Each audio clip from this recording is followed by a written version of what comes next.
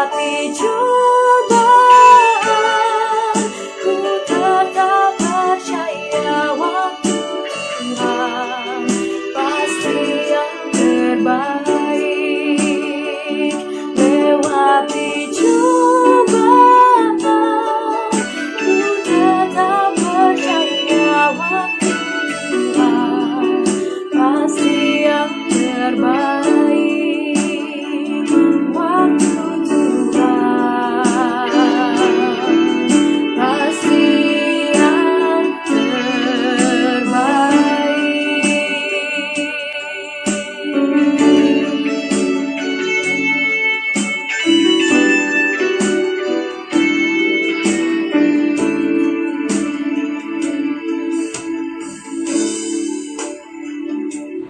Shalom, Amanginang, saudara-saudari yang dikasihi oleh Tuhan Yesus Kristus. Apa kabarnya hari ini?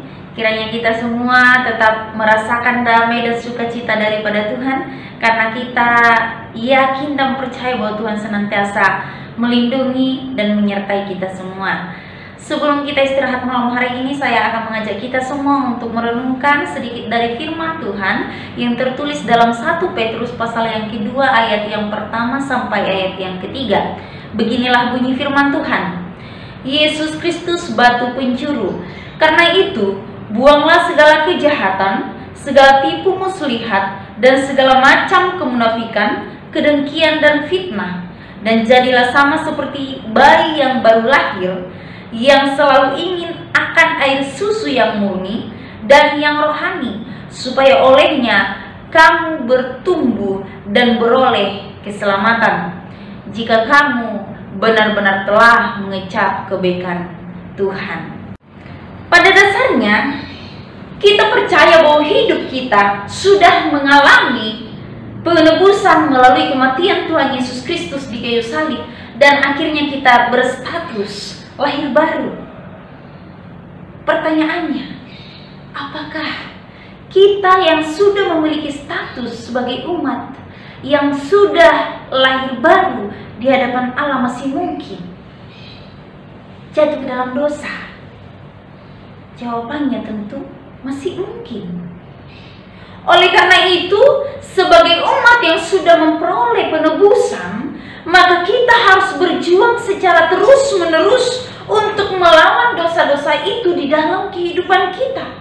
Dan firman Tuhan ini menekankan bahwa ketika kita lahir baru di dalam Tuhan, dengan percaya bahwa kuasa dosa sudah dihapuskan, tapi ingat bahwa dosa masih hadir, mengintip dan mengincar di sekeliling kita, menunggu waktu yang tepat untuk menggoyahkan iman percaya kita. Itu sebabnya firman Tuhan berkata, berdoa dan berjaga-jagalah, karena memang pada kenyataannya dosa sedang mengincar kehidupan kita, menunggu waktu yang tepat untuk menggoyahkan iman kita. Oleh karena itu kita harus berhati-hati. Pada saat ini, di zaman ini, dengan mudah, dengan gampang dosa masuk dalam kehidupan kita. Misalnya melalui handphone, melalui film, melalui WA, perdebatan antara sesama, berkelahi, dan melalui seluruh aktivitas kehidupan kita, melalui harta kita, dan bahkan melalui persoalan hidup kita. Oleh karena itu firman Tuhan pada hari ini mengingatkan kita kembali, supaya kita memahami bahwa kuasa salib sudah menghapus dosa.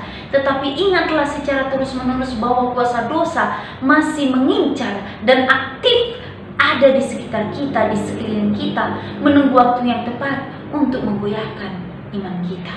Rasul Petrus dalam hal ini mengungkapkan, menjelaskan status dari penerima surat dari sang pembaca sebagai status imamat yang rajani, sebagai status umat yang terpilih dan bangsa yang kudus. Artinya sebagai pendatang, para pembaca ataupun perantau yang tersebar di sekitar Pontus, Galatia, Kapadokia, Asia Kecil di Bitinia, dengan status orang-orang yang dipilih, sesuai dengan rencana Allah. Dan yang dikuduskan oleh Roh Kudus, mereka harus melawan dosa dan hidup baik di tengah-tengah bangsa supaya Allah dimuliakan. Sekali lagi ditekankan bahwa dosa bisa masuk melalui pergumulan yang berat dalam kehidupan ini. Itu sebabnya ditekankan melalui ayat yang pertama, buanglah segala kejahatan dari hidupmu. Walaupun pada saat itu memang kehidupan kekristenan sedang digoncang, mereka mengalami kesulitan, dan mereka pada saat itu ditekan, bahkan dibenci oleh sang Kaisar Nero yang adalah penguasa di zaman itu.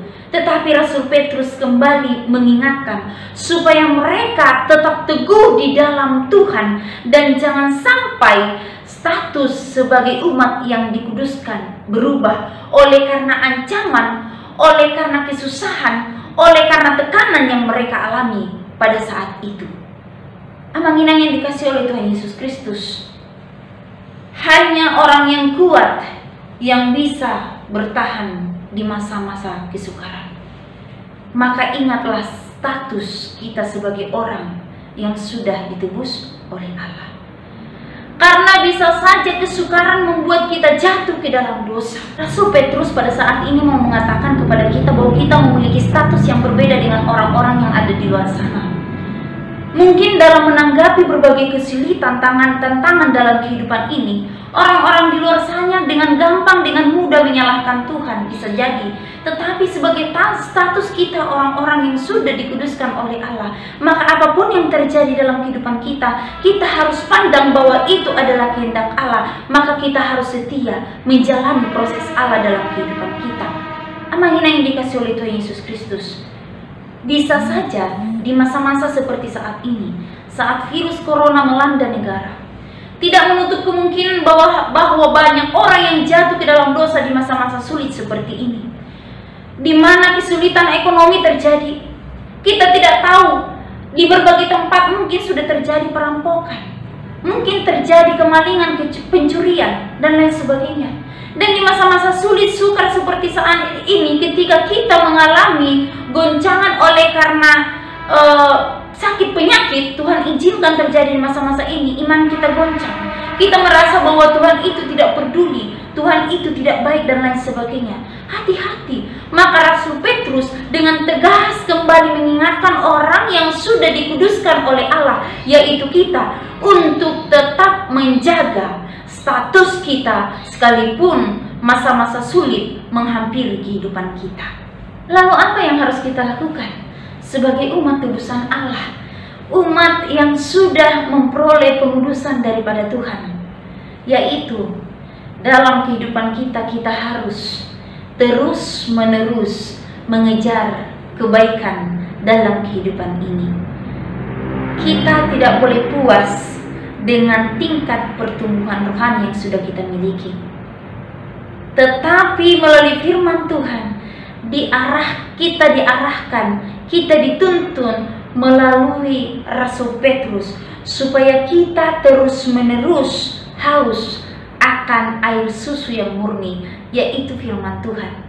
Karena dengan air susu yang murni atau dengan firman Tuhan, maka kita akan semakin kuat, iman kita akan semakin teguh, dan percaya kita tidak akan goyah sekalipun tantangan, persoalan berat datang menekan kehidupan kita.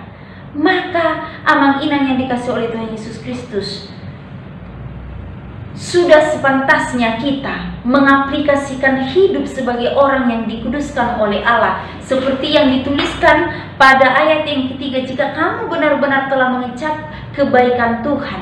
Artinya ketika kita sudah mengenal, merasakan betapa Allah mengasihi kita, hiduplah layak bagi Tuhan, hiduplah baik kepada Tuhan, jauhkanlah setiap kejahatan, karena inilah bukti nyata bahwa kita benar-benar umat yang sudah dikuduskan oleh Tuhan. Ingat bahwa persoalan hidup bukanlah akhir dari segalanya, namun persoalan hidup adalah bagian dari kehidupan kita. Oleh karena itu Allah yang sama mengizinkan kita mengalami penebusan dan akhirnya kita menjadi umat yang dikuduskan, yang memiliki kehidupan lahir baru, adalah Allah yang sama yang mengizinkan kita mengalami berbagai macam penderitaan.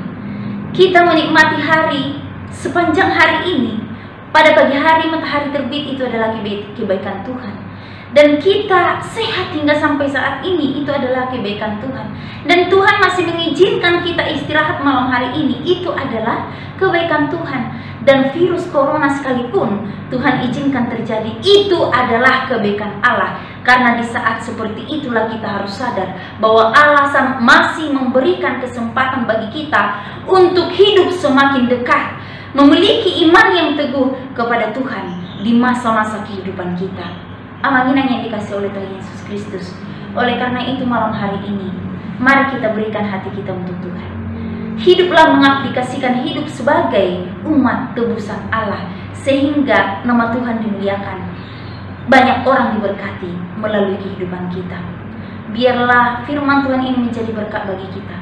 Sebagaimana Rasul Petrus mengatakan, buanglah segala kejahatan, tetapi kenakanlah segala kebaikan.